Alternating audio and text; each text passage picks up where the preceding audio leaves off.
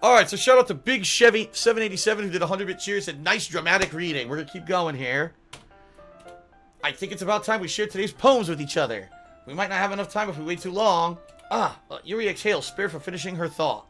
Is that alright, Yuri? You look kind of down. I'm sorry if you haven't been looking forward to this. Oh, it's not, it's fine.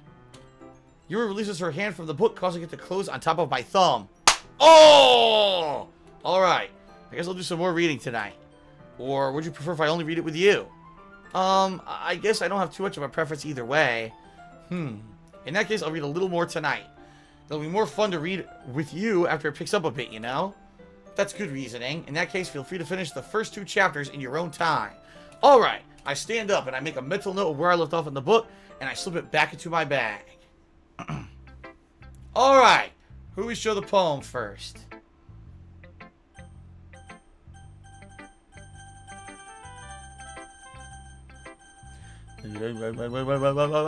This one.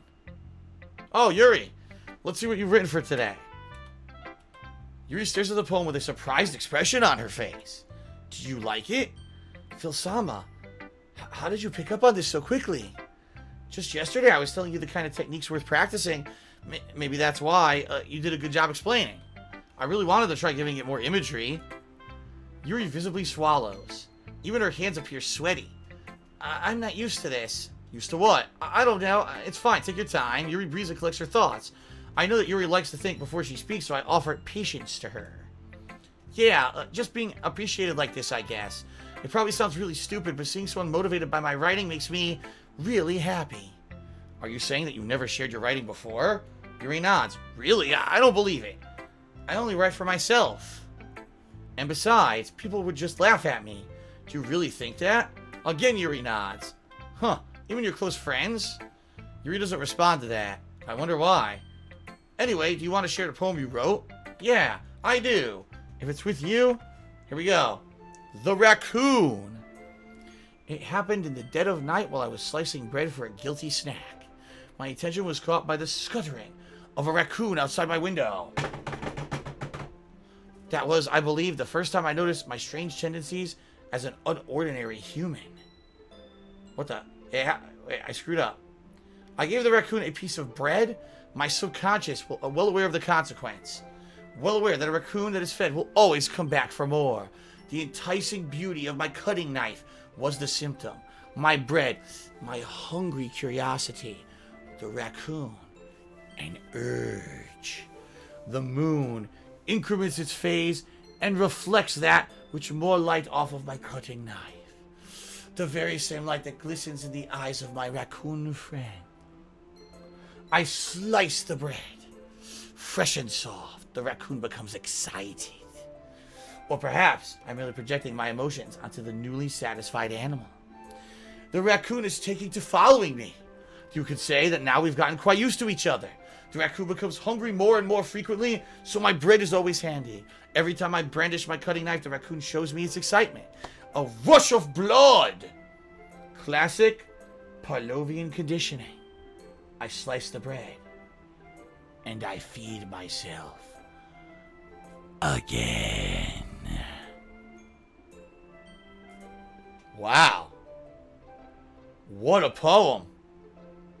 Holy crap, man.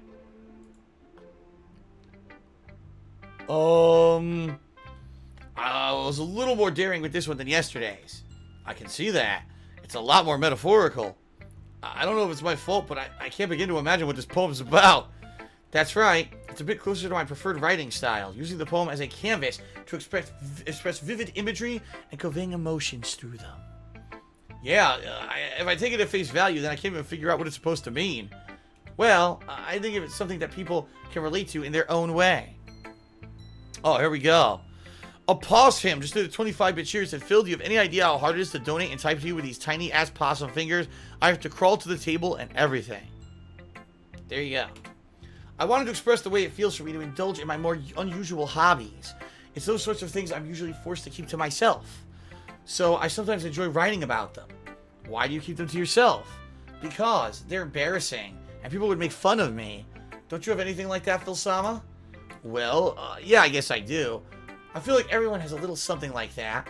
It's best we can do is respect each other and our individualities, even if it's difficult sometimes and some things make us uncomfortable.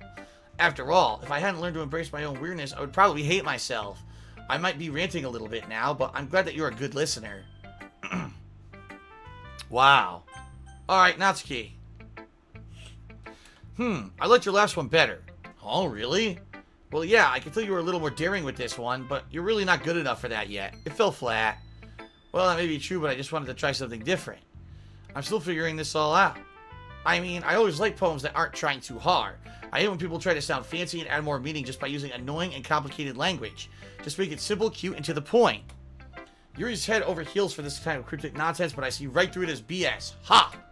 Making your reader look so hard for all this deep meaning is just an excuse to have no meaning at all. I guess that's one way to look at it. Well, everyone has their own opinion, but my opinion is the best opinion. I'm sure you figured that out already. Anyway, here's my poem. Maybe you'll learn something. Amy likes spiders. You know what I heard about Amy? Amy likes spiders. Icky, wriggly, hairy, ugly spiders. That's why I'm not friends with her. Amy has a cute singing voice, and I heard her singing my favorite song. My favorite love song. Every time she sang the chorus, my heart would pound to the rhythm of the words.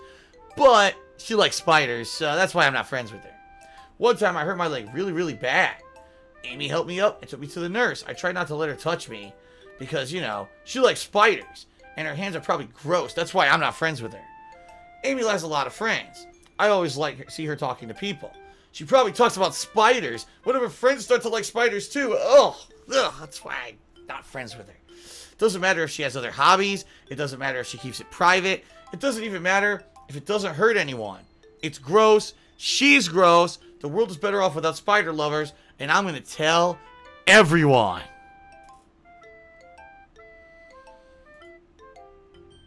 Not bad, right? It's quite a bit longer than yesterday's.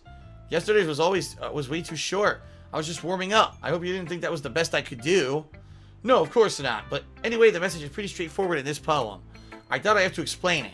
Sometimes you can explain complicated issues with just simpler analogies. And it helps people realize how stupid they're being. Like anyone would agree, the subject of the poem is an ignorant jerk. Do you know people like that? Of course, it's about everyone. It's about how everyone thinks my... Oh, wait, that doesn't matter. It can be about anything. I wrote it to be easy to relate to. Everyone has some kind of weird hobby or guilty pleasure. Something that you're afraid of if people find out they're going to make fun of you or think less of you. But that just makes people stupid. Who cares what someone likes as long as they're not hurting anyone and it makes them happy? I think people really need to learn to respect others for liking weird things. Huh, that's funny. Yuri wrote a poem about something similar today. Huh? Did you say Yuri? Yeah, she said her poem was about an unusual hobby of hers. I didn't really get it, but she said something similar to you. That people shouldn't make other people feel insecure about those things. Really? Well, I mean, Yuri's pretty weird, so I wouldn't doubt she has some weird hobbies. Not that there's anything wrong with that. It's not like I would judge her or anything. Natsuki has trouble finding words. I guess I should not try to be so mean to her. If she feels insecure about her weird behaviors and stuff, I mean, I always hate people who make me feel insecure. And Yuri made me feel insecure yesterday. But the way you put it, it sounds like she's learned her lesson. Well, I'd say so. Even if her writing style is really different, I'm sure she'll appreciate the message in your poem. It's what I do best after all. I don't like writing unless there's a good message to take away from it. Like, conveying emotions is important, but I want to make people think, not just feel. Remember that. I'm going to write a good one for tomorrow, so look forward to it. Oh boy. Bosley Fred just did a cheer and said, yes, a masterpiece. Queen Natsuki. There we go. Monika's turn. Hi again, Phil-sama. How's the writing going? Alright, I guess. I'll take that, as long as it's not going to go bad. I'm happy that you're applying yourself. Maybe you'll come up with a masterpiece. I wouldn't count on that. You never know. Want to share what you wrote for today? Sure, here you go. I gave my poem to Monika. Alright, great job, Phil-sama. I was going to ooh in my head while reading it. It's really metaphorical. I'm not sure why, but I didn't expect you to go for something so deep. I guess I underestimated you. It's easiest for me to keep everyone's expectations low. That way, it always counts when I put in some effort. Huh, that's not very fair. Well, I guess it worked anyway. You know what Yuri makes this kind of writing, right? Writing that's full of imagery and symbolism. unlike Sayori, who likes using simple and direct words to describe happiness and sadness. Yuri likes it when readers are left to derive their own meaning out of it. It's very challenging to write that effectively, both allowing people to get something out of it just by feeling, or letting them deeply analyze all the nuances. It would take years of practice, which I'm assuming Yuri has at this point. Well, I never really asked, though. I'm sure I'm nowhere near her level yet. Don't worry so much about it. You do your own thing. Keep exploring and learning by trying new things. But anyway, you want to read my poem? I like the way this one turned out, so I hope you do too. Alright, let's take a look. Save me. The colors, they won't stop. Bright, beautiful colors. Flashing, expanding, piercing, red, green, blue, an endless cacophony of meaningless noise. The noise, it won't stop. Violent, grating, waveforms, squeaking, screeching, piercing, sine, cosine, tangent, like playing a chalkboard on a turntable, like playing a vinyl on a pizza crust, an endless poem of meaningless.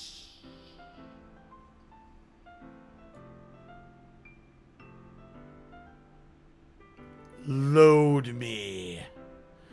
Oh yeah, baby. Load me up. Yeah, load me. Shout out to Big Chevy, who just did another 100-bit cheer. Alright. It's even more abstract than your last one, huh? Haha, I guess it's just the way I write. I'm sorry if you don't like it. No, I never said that. It's just the kind of thing I've never really seen before, I guess. I kind of like playing with my space on the paper. Choosing where and how to space the words can totally change the mood of the poem. It's almost like magic. The way I wrote the lines really sort of makes me feel like they're trying to speak over the noise. I see. It's still hard for me to tell what it's about, though. Haha, so that's asking what a poem's about isn't the right question. A poem could be as abstract as a physical expression of a feeling, or a conversation with the reader. So putting it that way, not every poem is about something. Anyway, here's Monica's writing tip of the day. Sometimes you'll find yourself facing a difficult decision. When that happens, don't forget to save your game. You never know what might change your mind, or when something unexpected may happen. Wait, is this tip even about writing? What am I even talking about? Nah, that's my advice for today. Thanks for listening. Wow. Shout out to Bosley Fred, who did a 50-bit cheer and said, that shit was trash, Monica. Trash. Wow. Bosley Fred does not like Monica.